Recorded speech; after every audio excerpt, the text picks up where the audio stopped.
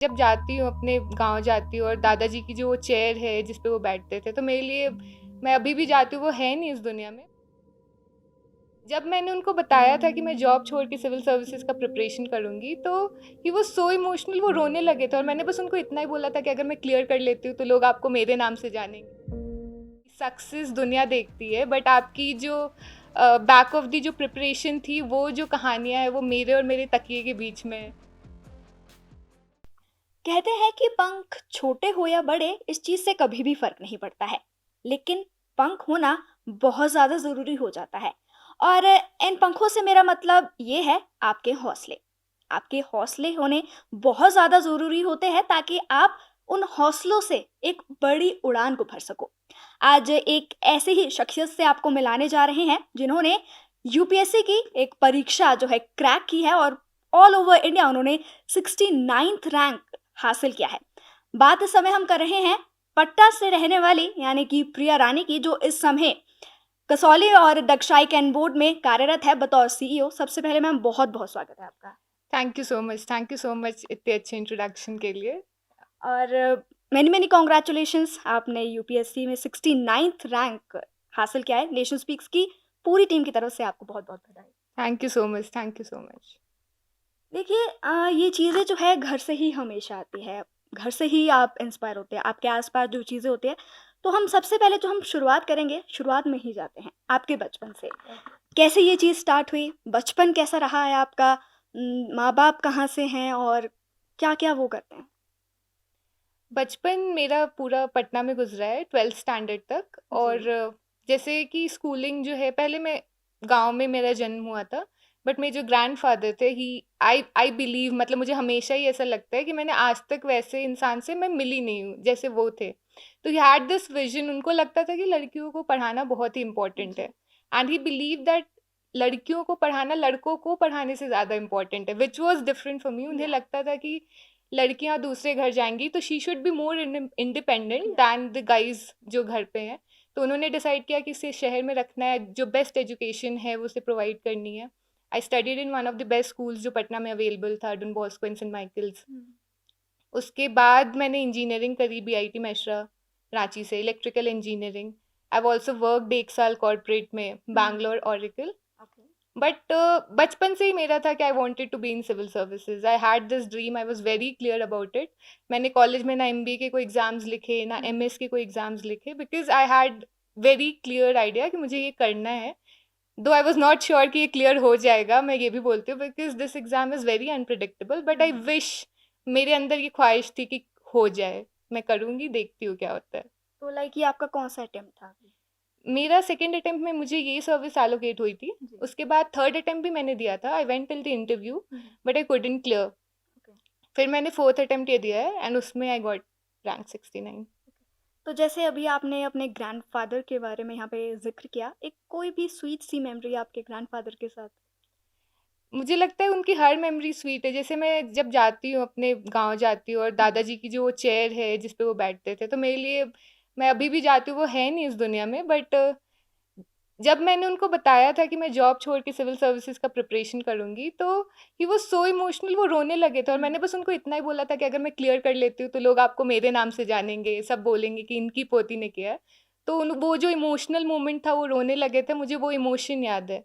तो मुझे वो लगता है कि अभी वो जहाँ भी होंगे, he will be very happy. बिल्कुल, अभी जहाँ पर भी वो होंगे, इनफैक्ट जितने भी लोग आपको देख रहे हैं, आपसे इंस्पायर हो रहे हैं, आपके गाँव के जितने भी लोग हैं, आस-पास का जो यूथ है स्पेशली, वो ज़्यादा इंस्पायर हो जाता है इन चीज़ों से। बात अगर आपके माता-पिता की करें, तो आपके जो पिता है, वो एक किसान हैं जी। और आपकी जो माताजी है, वो एक टीचर के तौर पर अभी जी। यहाँ पर जी। एक स्कूल में शायद वो स्कूल काम में, कर। अब उन्होंने छोड़ दिया है, बट पहले स्कूल में थी। जी। जी। तो उनसे भी आप काफ़ी ज़्यादा इंस्पायर हो क्योंकि माता जैसे आपकी टीचर है, तो वो भी हाँ। आपको सिखाती होगी। जैसे मम्मी का था कि मम्मी ही हमें पढ़ाती थी। जी। पापा का क्या कि हम पापा के साथ ज़्यादा फ्रेंडली थे, तो ओके। पापा ज़्यादा दुलार करते थे, हमें ज़्यादा प्यार करते थे। तो पापा के घर वापस आते ही हम अपना कॉपी किताब बंद कर देते थे कि पढ़ाई खत्म हो गई। तो mummy was the strict one among the okay. 2 parents, और वो हमें पढ़ाती थी कि ये तुम अच्छे से नहीं लिख रहे हो, ये तुम सही से नहीं कर रहे हो। तो शी वाज़ द टीचर घर पे भी और बाहर भी। मतलब हुँ। पेरेंट्स टीचर मीटिंग में पापा भी बोलते थे कि इसकी मम्मी पढ़ाती है इसको, तो ये बताएगी कि ये क्या करती है, क्या नहीं करती है। तो शी वाज़ कॉन्स्टेंटली वो, और मतलब जैसे मम्मियों को भी ताने मिलते हैं काफ़ी, मुझे भी बहुत मिलते थे, मम्मी को भी बोलते थे कि इसको कुछ सिखाती नहीं हो, इसे कुछ खाना बनाना नहीं आता, इसे ये नहीं आता, वो नहीं आता। तो my mother used to take it very positively कि मेरा हाथ पैर चल रहा है अभी, मैं इसको बना के खिलाऊँगी, हुँ, इसको पढ़ने देती हूँ। तो जैसे मेरे भाई को टेबल पे he got everything when he was studying, मुझे हुँ, भी एक पानी भी मतलब मुझे मेरी मम्मी ने ग्लास ला के दिया है, जब मैं पढ़ाई कर रही थी तो।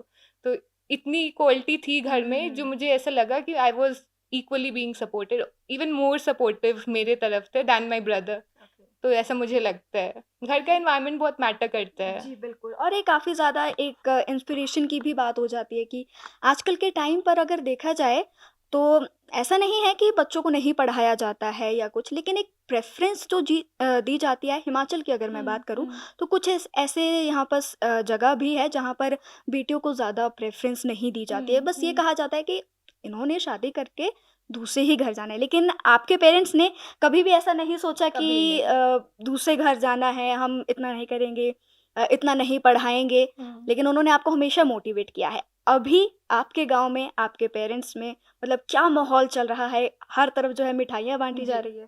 मैं इससे एक और इंस्टेंस बताऊँगी कि हुँ, जैसे हुँ। मेरा एग्ज़ाम एक पिछली बार भी जो सेलेक्ट हो गई थी मैं, तो आप सर्विस में आ जाते हो, जी। फिर आपके लिए रिश्ते आते हैं।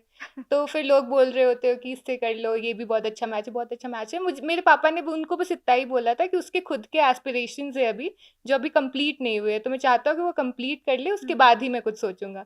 तो ये बहुत बड़ी बात होती है। मैं कभी फ़ोरफ्रंट पे आके मैंने नहीं बोला कि मुझे नहीं करनी है। वो हुँ। मेरे parents they have been dealing with him कि उसको अभी उसके एस्पिरेशंस काफ़ी हैं, उसको वो करना है। तो वो बहुत इम्पोर्टेंट होता है, और मतलब हर बच्चे का एक ख्वाहिश होता है कि आप जब बड़े हो रहे हो या बड़े हो जाते हो, हुँ, योर हुँ। Parents are known by your name. या और आज ऐसा है, सारे लोग जब पापा को कॉल कर रहे हैं या मम्मी को कॉल कर रहे हैं, because I have cleared this exam. तो मुझे यही लगता है कि that should be one of the most important goal, कि आपके parents they feel proud to call you जी। दैट सन और डॉटर, तो वो इम्पोर्टेंट हो जाता है। और कहीं न कहीं आपके अगर इस खुशी का राज़ मैं कहूँ या एक बैक जो है वो आपके पेरेंट्स ही रहे हैं क्योंकि घर ऑलवेज़। से ही ये चीज़ें आती है।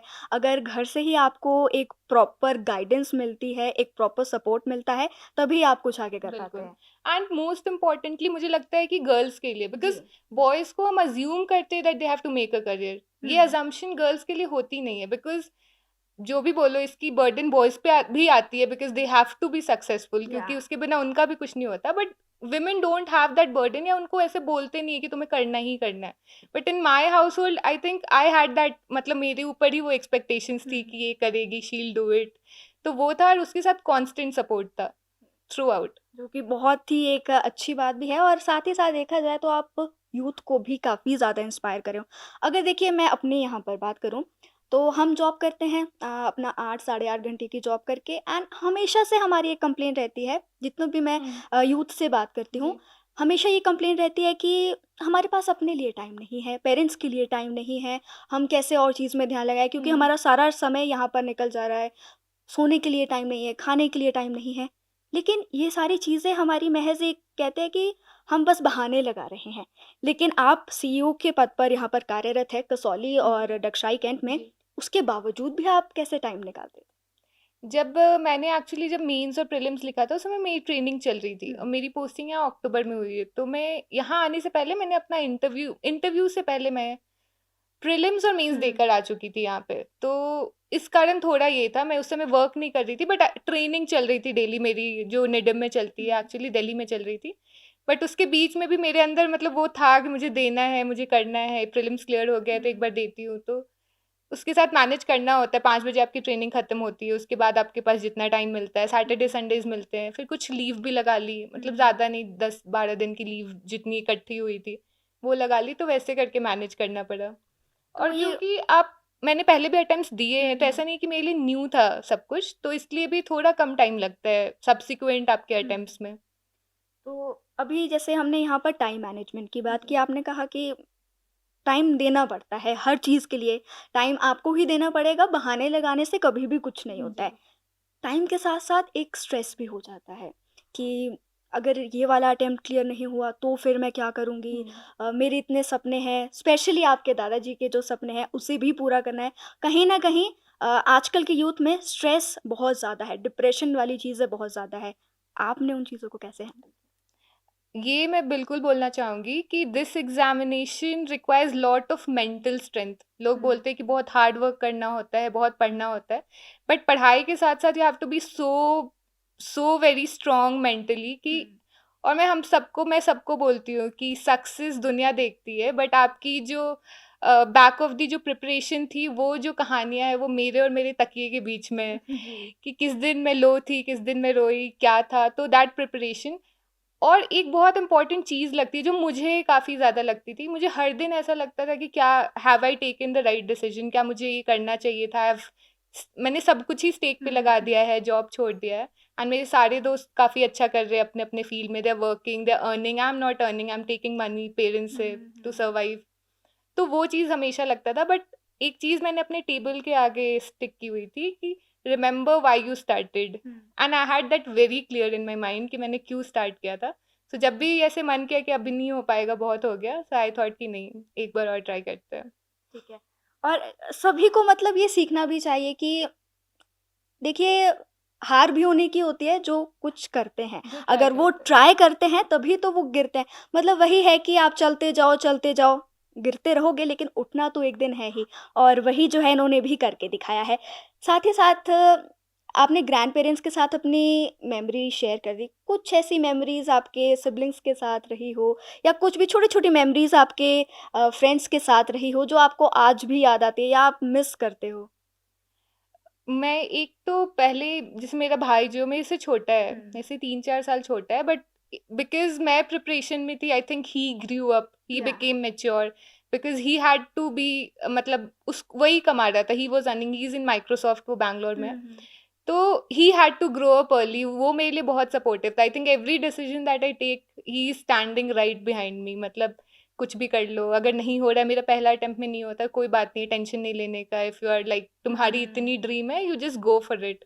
तो ये होता है। एंड मेमोरीज तो जैसे वो मुझे एक चीज़ हमेशा बोलता है कि जब निकल जाएगा तो तुम याद रखना कि तुम्हारे भाई ने तुम्हें पेट काट के पढ़ाया है, तो that is a fun and very sweet या मोमेंट। वो अभी भी बोलता है कि मैंने तुम्हें पेट काट के पढ़ाया, जो कि ऐसे उसने किया नहीं है बट वो बोलता है। तो वो पार्ट है। एंड एक मैं और ऐड करना चाहूँगी कि जो मेंटल स्ट्रेस है, जो आजकल यूथ बोलते हैं कि बहुत ज़्यादा, मुझे भी होती थी, हुँ। बट आई फील इसका एक और रीज़न है that the youth is drifting apart from spiritual aspect या जो लाइफ की है। आपको लगता है कि आप बाहर जा रहे हो, आप पार्टी कर रहे हो, that's hmm, one hmm. Part of your life, आप एन्जॉय कर रहे हो, but the spiritual aspect of your life should also be clear कि भगवान जो है ना, मतलब आई डोंट नो, भगवान बोलो, जो भी बोलो, दैट एनर्जी इज़ देयर या and you keep connected to that energy. अगर आपको ये रहेगा कि just trust in his plan, तो बहुत बार ना वो पीस आ जाता है कि कोई बात नहीं, शायद उन्हें लगता होगा कि ये मेरे लिए सही नहीं है, and hmm. That gives a Kameng effect. I think भगवान को भी याद करते रहना चाहिए। जी, तो कभी ऐसा मोमेंट आया है कि आप बहुत ज़्यादा स्ट्रेस में हो या आपको लग रहा है कि अब नहीं हो पा रहा है, मैं बस हार मान रही हूँ, लेकिन आप ये बात किसी से शेयर नहीं कर पाते हो। कभी भगवान के सामने बैठ के उनसे कंप्लेन की है कि ऐसा क्यों हो रहा है? भगवान से मेरा रिश्ता ही ऐसा है, हुँ। काफ़ी फ्रेंडली सा है। मतलब अगर मैं उनको पूजा नहीं कर पाती तो मैं बोलती हूँ कि आज मेरे पास टाइम नहीं, मैं कल मिलती हूँ। तो ओके। ऐसे कॉन्वर्सेशन है मेरे उनके साथ। तो अगर मेरे पास होगी, मेरे पास वो नोट भी होगी। मैंने एक नोट लिखा था इतने छोटे से पेपर में, आई हुँ। जस्ट रोट कि just give me what I deserve and I promise I will never let you down. और उसके बाद मैंने उनसे कभी कुछ नहीं माँगा। मैंने वो पेपर को शिव जी को मैं बहुत मानती हूँ, तो मैंने शिवलिंग के नीचे वो पेपर रखा था। और बस मैं पूजा करती थी, मैं माँगती कुछ नहीं थी, कुछ हुँ। कंप्लेन नहीं। और सुन लिया उन्होंने। I think he thought I deserve this and I am sure मैं उनको लेट डाउन नहीं करूँगी। एंड बहुत ही अच्छी बात आपने ये कही है कि आप ये डिज़र्व करते थे, लेकिन डिज़र्व भी तभी करते थे क्योंकि आपने मेहनत जो है काफ़ी ज़्यादा इस एग्ज़ाम्स को क्रैक करने के लिए की है। आगे के प्लान्स की अगर मैं बात करूँ तो जैसे कि अब आपको भी होगा कि आप एक स्टेट अपने लिए चूज़ करोगे, आपके कुछ जी। प्रेफ़रेंसेस होंगे कि आपको कहाँ पर जाना है, क्या करना है, क्या-क्या आपके प्लान रहने वाले हैं, कैसे आप लोगों की मदद करोगे, क्या-क्या मतलब आप करने वाले हो उसके बाद? कैडर चॉइसेस होते हैं, वो जी। तो आपको एलोकेट करेंगे, बट आई हैव थोड़ा प्रेफ़रेंस फॉर द स्टेट जो थोड़ी-सी बैकवर्ड है, ओके। जहाँ डेवलपमेंट उतनी नहीं है। B it my home state, मैं बिहार से हूँ, तो बिहार में सारी पॉकेट्स जो हैं वो इतने डेवलप नहीं है, तो what I feel, not because वो मेरी होम स्टेट है I want to go there, I feel वहाँ नीड है जी। To be there and to do something innovative. आप कुछ चेंजेस ला सकते हो ग्राउंड लेवल पे, एजुकेशन सिस्टम में ला सकते जी। हो, आप हेल्थ केयर सिस्टम में ला सकते हो। बाकी वहाँ जाके वहाँ की परेशानियाँ समझ के उसके अकॉर्डिंग फिर मैं काम करूँगी क्या कर सकती हूँ, बट मेरा प्रेफरेंस इन स्टेट्स की तरफ है, बिहार, मध्य प्रदेश, राजस्थान, यूपी, जो ये बेल्ट है जहाँ पे हुँ। डेवलपमेंटल पॉकेट्स कहीं कहीं मिसिंग है। कुछ एरियाज ऐसे हैं जो अभी भी काफ़ी पिछड़े हैं, हुँ। वहाँ पे बहुत कुछ नहीं है, तो इन एरियाज में मुझे काम करने का ज़्यादा वो है कि मैं इन एरियाज में जाके काम कर सकूँ। तो आपने कसौली के लिए भी बहुत कुछ किया है, डगशाई के लिए भी काफ़ी कुछ आपने किया है और यही हम उम्मीद करते हैं कि आगे जाकर आप जिस भी क्षेत्र में जाते हैं जहाँ पर भी आप कार्यरत होते हैं, वहाँ पर भी आप बहुत अच्छा करो और स जाते-जाते बस आपसे एक चीज़ पूछना चाहेंगे कि यूथ के लिए आप क्या मैसेज देना चाहते हैं?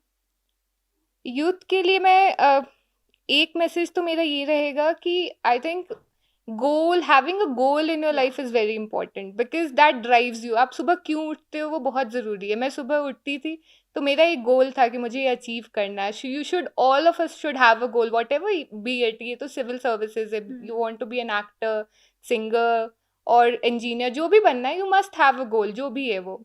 एंड दूसरा आई फील कि you should also have a person. आजकल की यूथ के पास कोई आइडल नहीं है, हुँ। कोई इंस्पिरेशन नहीं है, वो या राइट आइडल नहीं है, आप गलत लोगों को आइडलाइज भी करते हो। जी। तो you should have a right idol जिसको देखकर आप लुकअप कर सको, जैसे एपीजे अब्दुल कलाम है, अटल जी। बिहारी वाजपेयी है। तो इन लोगों को देखकर आप लुकअप कर सको कि इनकी कुछ क्वालिटीज मेरे अंदर हो, काश मैं भी ऐसा वर्क करूँ कि मैं यहाँ तक पहुँच सकूँ या उनके आसपास भी पहुँच सकूँ। तो हैव अ राइट आइडल, और बाकी पार्टीज वार्टीज करो बट फोकस भी करो, पढ़ाई भी कर लो थोड़ी।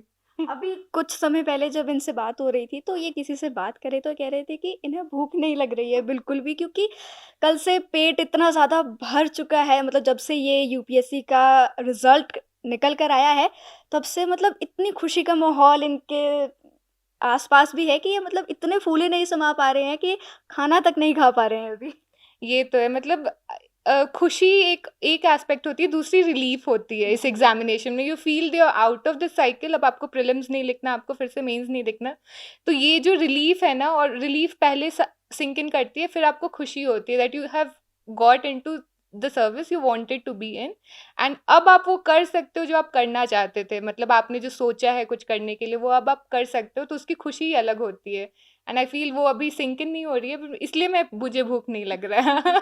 तो लाइक अभी घर जाने का क्या प्लान है मतलब सबके साथ सेलिब्रेट करने का? घर जाऊँगी मैं, अभी तो लीव लेना होगा क्योंकि यहाँ पे ओके। सर्विस में जी। हूँ, तो मई में मोस्ट प्रॉब्ली मैं जाऊँगी घर एक बार। अभी तो पेरेंट्स भी बिज़ी है, मुझसे ज़्यादा बिज़ी है वो खुशी मनाने में, तो थोड़ी उनकी भी सबसाइड हो जाती है, फिर जाऊँगी, मई में जाऊँगी मोस्ट प्रॉब्ली। ठीक है, तो आपको भी ऑल द बेस्ट आगे के लिए और नेशन स्पीक्स की तरफ से एक बार फिर से आपको बहुत-बहुत बधाई और बहुत-बहुत शुक्रिया नेशन स्पीक से बात करने के लिए। थैंक यू सो मच, काफ़ी एंगेजिंग इंटरव्यू थी and I like the entire conversation, काफ़ी नेचुरल फ्लो था, so that is something I enjoyed and kudos to you.